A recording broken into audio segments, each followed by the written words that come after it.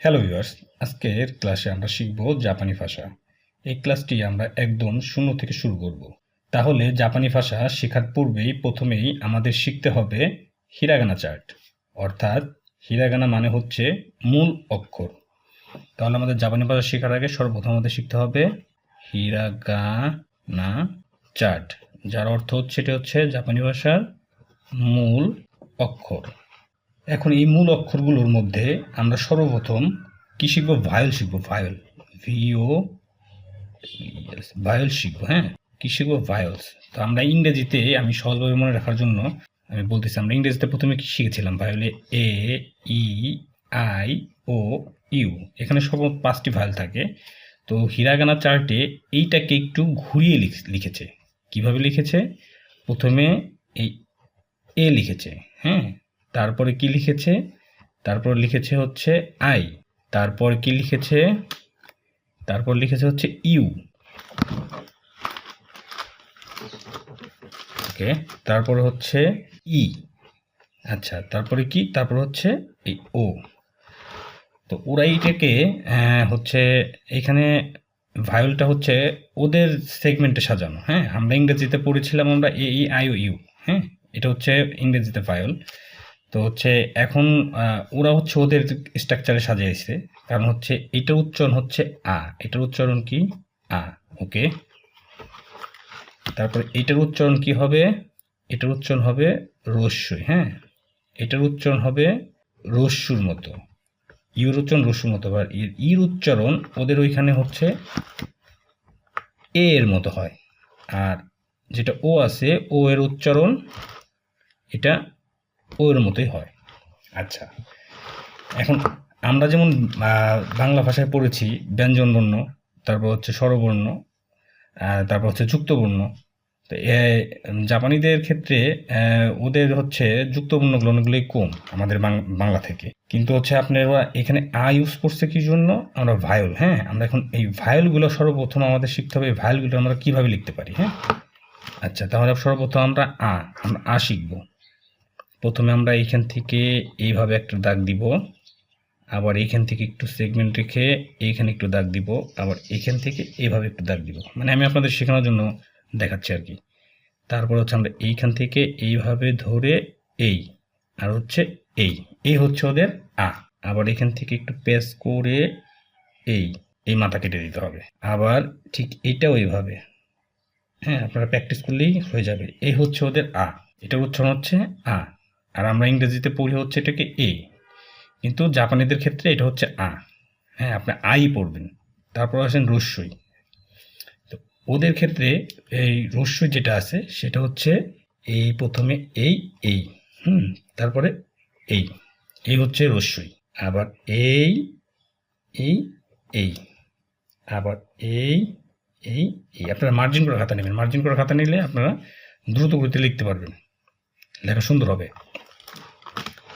আচ্ছা, এখন হচ্ছেন ইউ।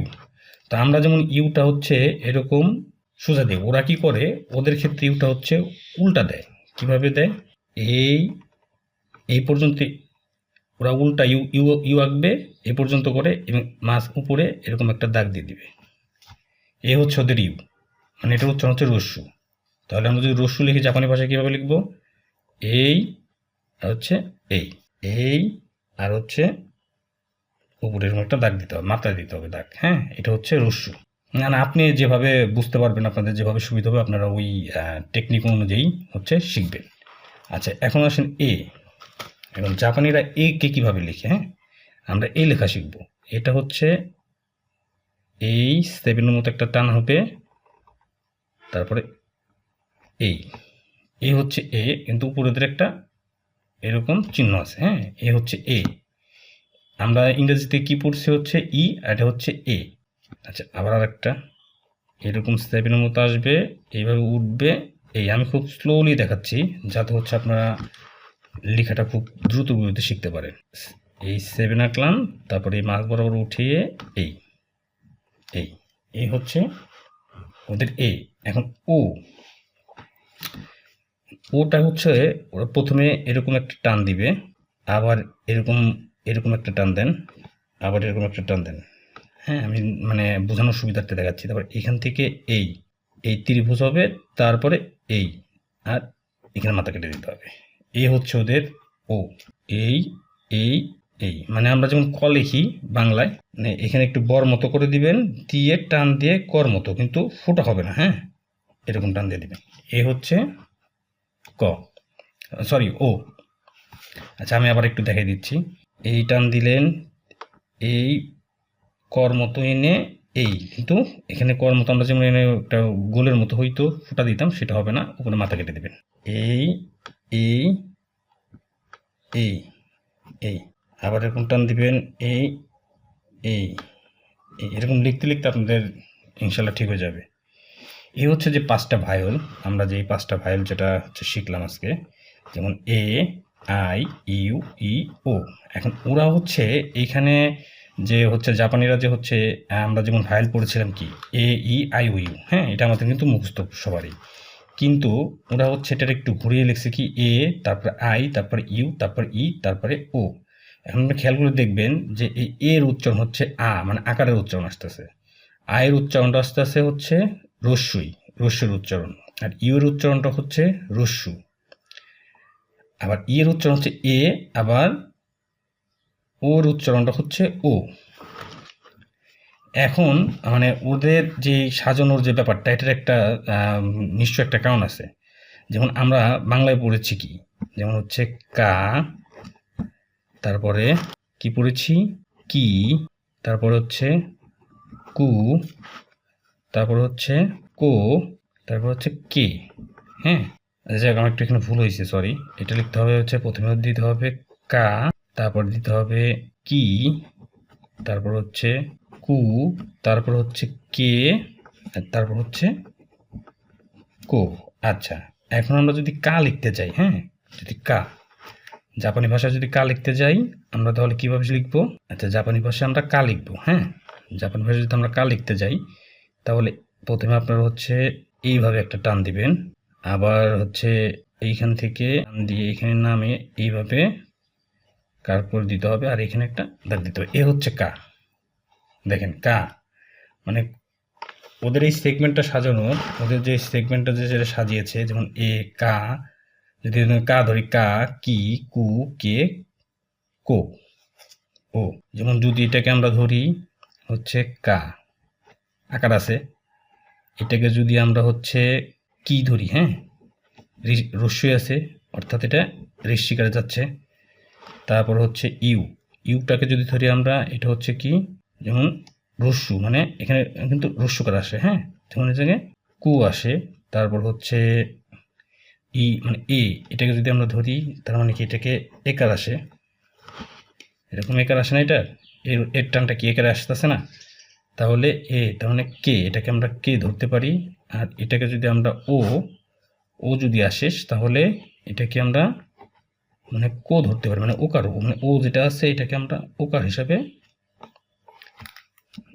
ধরতে পারি। মানে ওরা, আমি ধরতে পারি বলতে ওরা এভাবেই ধরে। হ্যাঁ, তো আজকের ক্লাসে আমরা হচ্ছে শিখলাম যে হচ্ছে হিরাগানা আর চারটি, হিরাগানার চার্ট অর্থাৎ মূল অক্ষর। এখানে আমরা প্রথমে শিখলাম হচ্ছে ভায়োল, ভায়োল কী কী আছে ইংরেজিতে, আমরা মানে যাতে আমাদের মনে থাকে এ, ই, আই, ও, ওটা আমরা মানে ছোটোবেলা থেকে সবাই পড়ে আসছি যে ভায়োল হচ্ছে ইংরেজিতে 5টা অক্ষর। তো জাপানিরা কী করছে, এটা একটু ঘুরে নিছে। যেমন কী করছে, মানে ওদের সুবিধার জন্য আর কি, মানে ওদের ভাষা অনুযায়ী এটা ওদের সুবিধা আর কি। হ্যাঁ, এ, আই, ইউ, ই, ও, অর্থাৎ আমরা যে ভায়োল যে 5টা পড়েছি ইংরেজি অক্ষরে, এই একই 5টা ভায়োল কিন্তু এখানেও হচ্ছে ওদের আছে। শুধুমাত্র ওরা হচ্ছে উচ্চারণের সুবিধার জন্য ওদের সেগমেন্ট অনুযায়ী এটা ওদের সাথে ভালো ম্যাচ করে, যার জন্য হচ্ছে কা, কি, কু, কে, কো। এখানে হচ্ছে মানে যদি আমি ভায়োল যদি এভাবে পড়ি, আমি কিন্তু এটা পড়তে গেলে একটু আমার ভুল হবে, কিন্তু যদি আমি ওদের সেগমেন্টে মনে রাখি এ, আই, ইউ, ই, ও, হ্যাঁ, তাহলে কী হবে, আমার পরবর্তী এই সমস্ত বাক্যগুলো মানে বর্ণগুলো চিনতে আমার সুবিধা হবে। যেমন কা, কি, কু, কে, কো। এরপর আসবে সা, সি, সা, সি, সু, সে, শো। এরপরে কিন্তু এভাবে আসবে। হ্যাঁ, তো আজকে আমরা হচ্ছে শিখলাম হিরাগানা চার্টের যে প্রথম যে হচ্ছে মূল অক্ষর ভায়োলের সেটা কিভাবে লিখতে হয়। যেমন এখানে আমরা এ মানে আ লিখেছি, কি আমরা লিখেছি, হ্যাঁ। তারপরে কি রস্যই মানে আই, এটা হচ্ছে আমরা রস্যই বোঝাই, হ্যাঁ, বা রস্যই বা ঋষিকার বোঝাই। এটা কিভাবে হয়, হ্যাঁ, এটা আমরা দেখেছি। তারপরে ইউ, হ্যাঁ, এটা রস্যু মানে রস্যু বা রস্যুকার, এটা কিভাবে লিখতে হয়, ঠিক আছে। এটা হচ্ছে আপনি মানে হচ্ছে ইউর উল্টা চিন্তা ভাবনা করবেন, রস্যু। তারপরে একার, একারের ক্ষেত্রে আমরা হচ্ছে কিভাবে আমরা মানে এটা আমরা কিভাবে লিখবো, হ্যাঁ, একার বা সেটা হচ্ছে এভাবে লিখতে হয়, জাপানিরা এভাবে প্রকাশ করে।